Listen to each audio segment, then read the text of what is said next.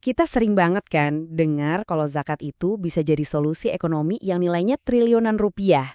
Tapi, pernah kepikiran nggak kalau cara pandang itu justru bisa menghilangkan esensi terpenting dari zakat itu sendiri? Nah, kali ini kita akan bedah tuntas perdebatan krusial ini. Zakat itu sebenarnya instrumen ekonomi atau murni sebuah ibadah? Lihat angka ini, 217 triliun rupiah. Wow, ini bukan angka main-main loh. Ini adalah estimasi potensi dana zakat di Indonesia setiap tahun. Jadi, ya wajar banget kalau zakat langsung jadi topik panas dalam diskusi ekonomi dan pembangunan. Angka inilah yang bikin banyak orang yakin zakat adalah jawabannya.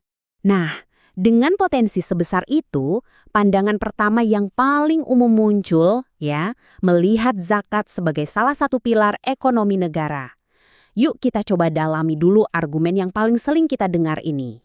Pandangan ini jujur aja sangat logis. Zakat dilihat sebagai alat kebijakan fiskal, mirip-mirip pajak gitulah, yang gunanya bisa untuk mengurangi kemiskinan. Logikanya jalan terus. Zakat bisa jadi sumber pendapatan negara, bisa mendorong investasi, dan yang paling penting, bisa langsung meningkatkan daya beli masyarakat miskin. Ini argumen-argumen yang kuat dan sering banget kita temui di berbagai analisis ekonomi.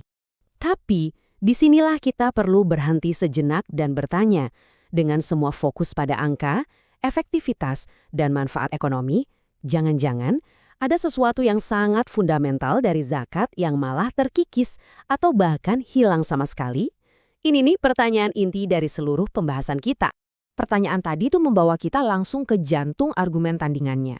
Adanya sebuah resiko reduksi makna. Ini bahaya yang muncul kalau kita terlalu fokus sama angka dan efisiensi, dan akhirnya kita bisa jadi lupa esensi sejati dari zakat itu sendiri. Nah, ini dia konsep kuncinya, ibadah mahdo. Menurut perspektif ini, zakat itu pada hakikatnya adalah ibadah ritual murni, sama persis seperti sholat atau puasa. Tujuannya itu hubungan vertikal, ketaatan pada Tuhan, bukan semata-mata hasil ekonomi yang bisa diukur di dunia. Jadi, yang paling inti dari ibadah ini, ya niat dan kepatuhan, bukan seberapa besar dampak ekonominya. Dan tabel ini ngegambarin perbedaannya dengan jelas banget. Kelihatan kan kayak dua dunia yang berbeda. Di satu sisi, kalau zakat itu ibadah, basisnya adalah niat dan kepatuhan syariah. Orientasinya transendental, ke atas, menuju Tuhan. Sifatnya jelas, kewajiban spiritual. Nah, di sisi lain, kalau dilihat sebagai instrumen, basisnya jadi kebijakan publik dan manfaat. Orientasinya jadi efektivitas ekonomi, dan sifatnya berubah jadi mekanisme fiskal. Beda banget kan? Kutipan ini, wah nusuk banget sih. Ini merangkum semua kekhawatiran tadi dengan sangat tajam. Ketika manfaat ekonomi jadi satu-satunya ukuran, orientasi zakat itu bisa bergeser. Dari yang tadinya sebuah kewajiban ibadah yang sakral, malah jadi sekedar mekanisme distribusi sosial. Nggak ada bedanya dong sama program bansos dari pemerintah.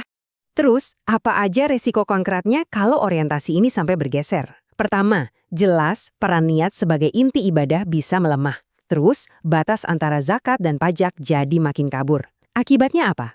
Ruh atau jiwa dari ibadah itu sendiri dikhawatirkan hilang.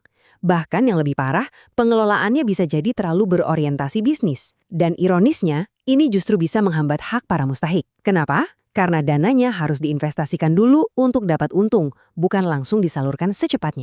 Oke, setelah mendengar semua risiko itu, apa artinya kita harus menolak sama sekali dampak sosial zakat? Eits, tunggu dulu. Tentu aja enggak. Poin krusialnya bukan memilih salah satu. Argumen tandingan ini justru ngajak kita untuk melihat zakat dengan bingkai yang baru, sebagai sebuah ibadah yang memang berdampak sosial. Nah, ini dia kuncinya. Cara bacanya jangan dibalik ya. Zakat itu bukan aktivitas ekonomi yang kebetulan ada nilai ibadahnya.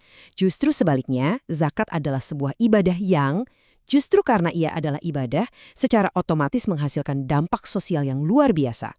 Dampaknya itu adalah buah dari akarnya yang spiritual. Dan inilah pembeda utamanya, niat. Keikhlasan dan kepatuhan kita dalam menjalankannya, itulah yang memberi nilai pada zakat. Sesuatu yang gak akan pernah bisa diukur oleh metrik ekonomi manapun.